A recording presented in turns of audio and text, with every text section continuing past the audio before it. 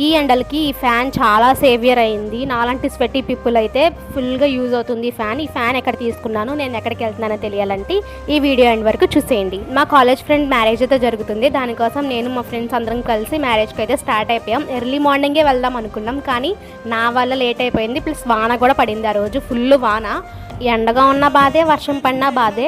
వర్షం పడుతుంది అనుకునే లోపల వర్షం అంతా తగ్గిపోయి ఫుల్ ఎండ వచ్చేసింది. ఇంకా ఎండలోనే 1 అవర్ జర్నీ చేసుకుని మా ఫ్రెండ్ వాళ్ళ ఇంటికి అయితే వచ్చేసాము. ఇంకా అక్కడికి వచ్చాక తెలిసిందే కదా, లేడీస్ అంతే మళ్ళీ ఫ్రెష్ అయ్యి మళ్ళీ టచ్అప్స్ చేసుకుని రెడీ అయ్యి సెల్ఫీస్ దిగేసి అప్పుడు ప్రశాంతంగా మా ఫ్రెండ్ దగ్గరికి అయితే వెళ్ళాము.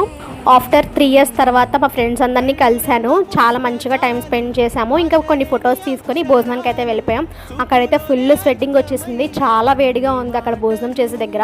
ఇంకా నేను తీసుకెళ్ళిన ఫ్యానే చాలా యూజ్ అయినట్టు అనిపించింది. నేను ఆ ఫ్యాన్ని డీమార్ట్లో అయితే తీసుకున్నాను 170 రూపీస్కి.